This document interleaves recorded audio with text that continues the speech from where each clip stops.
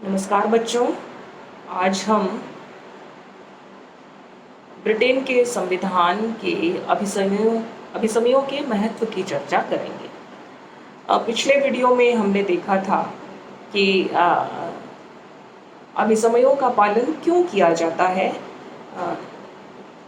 इसका तार्किक विवेचन डाइसी, लावेल और लास्की ने किया था और उन्होंने अपने अपने दृष्टिकोणों से ये बताने का प्रयास किया था कि ब्रिटेन के संवैधानिक परंपराओं का पालन क्यों किया जाता है। आज हम देखेंगे कि इन संवैधानिक परंपराओं का या अभिसमयों का आखिर महत्व है क्या। इसका जो सर्वाधिक महत्वपूर्ण जो महत्व है कि अभिसमयों ने ही ब्रिटेन के संविधान के निर्माण में अपनी महत्वपूर्ण भूमिका अदा की है। हम एंग्लो सैक्सन काल से लेकर के और विभिन्न कालखंडों का अध्ययन हमने किया ही है और उस संवैधानिक विकास के दौरान हमने ये देखा था कि विभिन्न कालखंडों में ब्रिटेन की जो विभिन्न राजनीतिक संस्थाएं हैं उनका विकास संवैधानिक परंपराओं के माध्यम से ही हुआ है। चाहे वो स्वयं राजपद का विकास हो, चाहे संसद का विकास हो, चाहे व्यवस्थापिका के 2 सदनों का निर्माण की बात हो, चाहे द्विदलीय राजनीतिक प्रणाली का विकास हो, प्रधानमंत्री के पद का विकास हो, संसद का जो द्वितीय सदन की अपेक्षा जो प्रथम सदन है, जो कॉमन सभा है, उसके महत्व में वृद्धि हो। ये सारी व्यवस्थाएं, या जो एक शब्द में यदि हम कहें तो ब्रिटेन में संसदात्मक शासन प्रणाली की सुदृढ़ स्थापना, ये पूरी तरह से अभिसमयों की ही देन है। तो ये विभिन्न कालखंडों में विकसित होती हुई परंपराएं हैं जिन्होंने अंत में जाकर के ब्रिटेन में संसदात्मक शासन प्रणाली का स्पष्ट रूप ग्रहण कर लिया। जो दूसरा महत्वपूर्ण बात है महत्व की दृष्टि से, वो ये है कि अभिसमयों ने ब्रिटेन के संविधान को न केवल निर्मित किया है वरन उसे क्रियान्वित करने का कार्य भी किया है।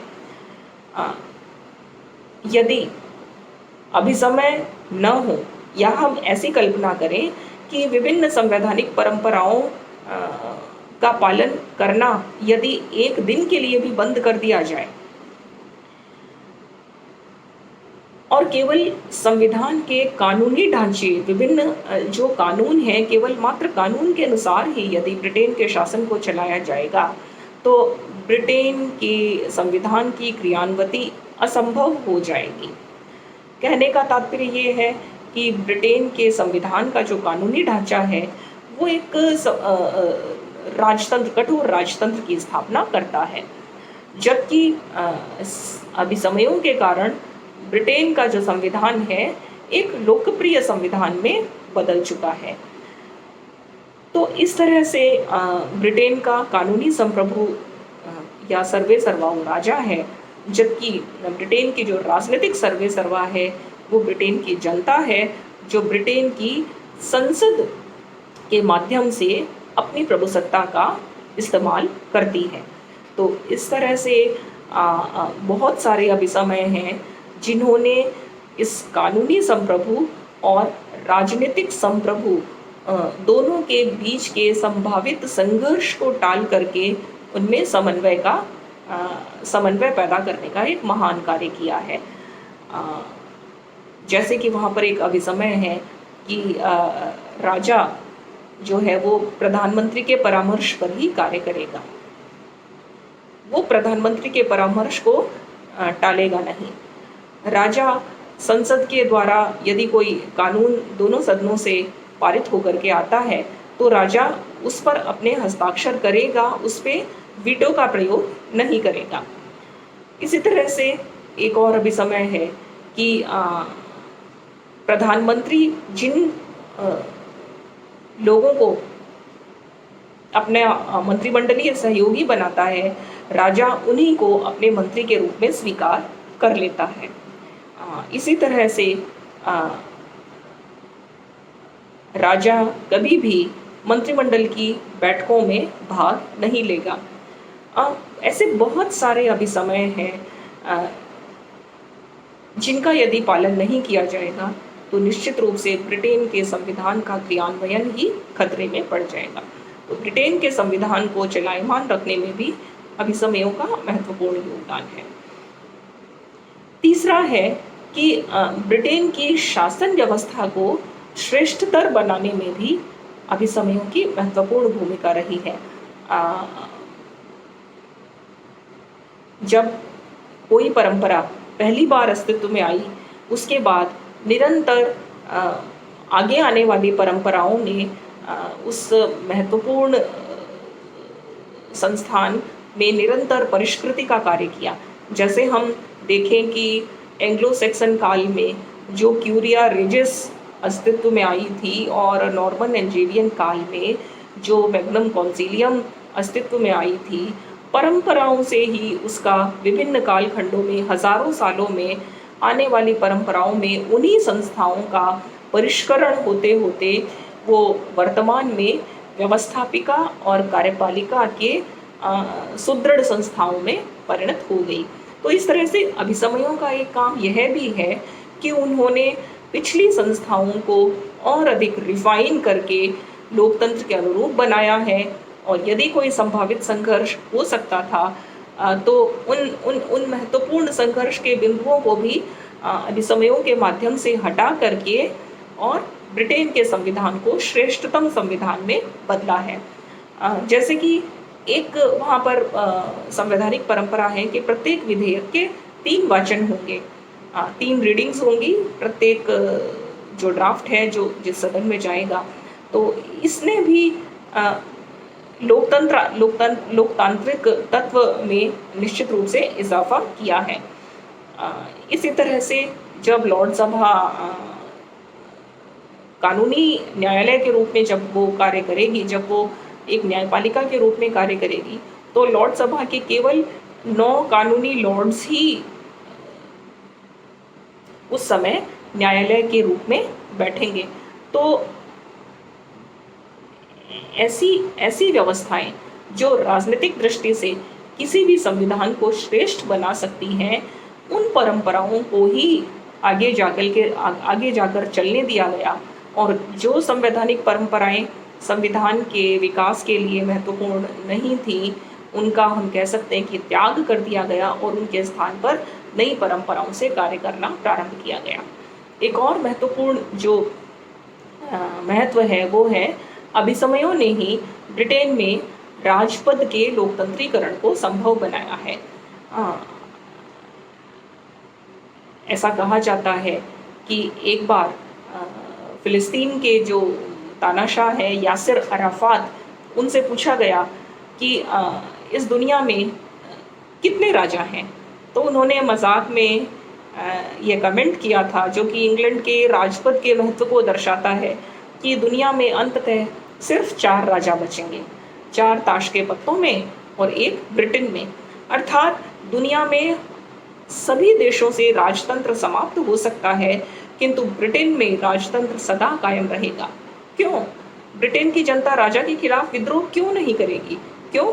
क्योंकि राजा ने अपना समर्पण जनता की शक्ति के सामने कर दिया है, किंतु अपनी गरिमा भी बना करके रखी है। ब्रिटेन के राजा के लिए ब्रिटेन की जनता के मन में सर्वाधिक सम्मान और आदर के भाव आज भी विद्यमान है। तो इस तरह से राजपद विद्यमान रहते हुए भी उसका लोकतंत्रीकरण हो जाना, और वो भी पूरी तरह लोकतंत्रीकरण हो जाना, यह चमत्कार सिर्फ ब्रिटेन में ही संभव हो सकता है। एक और जो बात है जो अभिसमयों ने संभव बनाई है, वो है बदलती हुई परिस्थितियों के अनुसार संविधान को परिवर्तित करते रहना। यह भी ब्रिटेन के अभिसमयों से भी ऐसा संभव हो पाया है कि जैसे जैसे परिस्थिति बदलती है, जैसे जैसे समय की मांग होती है, समय की उस मांग के अनुसार ही विभिन्न राजनीतिक परंपराएं स्वयं आकार ग्रहण कर लेती हैं और विभिन्न जो राजनीतिक दल हैं उन परंपराओं का बहुत आदर के साथ राजनीतिक लोकतांत्रिक मानसिकता के साथ उसका पालन करते हैं।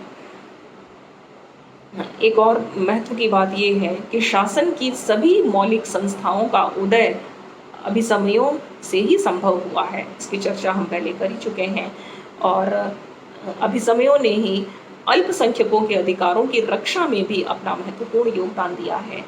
यह भी एक महत्वपूर्ण बात है कि कोई संविधान जब तक सर्व स्वीकृत नहीं हो सकता तब तक कि उस देश का अल्पसंख्यक समुदाय भी संविधान में अपनी आस्था न रखते और यह कार्य ब्रिटेन के अभिसमयों ने किया है। और इसका उदाहरण ये है कि ब्रिटेन की संसद में जो विरोधी दल का जो नेता होता है वो नेता भी ब्रिटेन के राजा के ही विरोधी दल का नेता कहलाता है। अर्थात सरकार भी राजा की और विरोधी दल का नेता भी राजा का। तो इस तरह से और विरोधी दल को संवैधानिक मान्यता वहाँ पर प्रदान की गई है और विरोधी दल के नेता को उसने अपने संसद में विरोधी दल के नेता की हैसियत से भत्ते भी दिए जाते हैं। इस तरह से हम एक संपूर्ण निष्कर्ष को यदि हम देखें तो ब्रिटेन के संविधान में अनगिनत अभिसमयों का उदय हो चुका है। राजा से संबंधित अभिसमय, संसद से संबंधित अभिसमय, मंत्रिमंडल से संबंधित अभिसमय, राष्ट्रमंडल से संबंधित अभिसमय, विरोधी दल से संबंधित अभिसमय, इन ऐसा राजनीतिक दलों से संबंधित अभिसमय, ऐसी कोई महत्वपूर्ण राजनीतिक संस्था नहीं है जिसमें किसी न किसी अभिसमय ने जिसके विकास में अपना योगदान न दिया हो। इस तरह से हम कह सकते हैं कि ब्रिटेन के संविधान में अभिसमय कानून से भी अधिक महत्वपूर्ण भूमिका में है। और जैसा कि ऑग और जिंक का जो कथन है कि अभिसमय ब्रिटेन के संविधान के कानूनी ढांचे पर मांस चढ़ाने का कार्य करते हैं, उसे चलायमान रखते हैं। इस वाक्य से ब्रिटेन के संविधान के महत्व का प्रकटीकरण हो जाता है।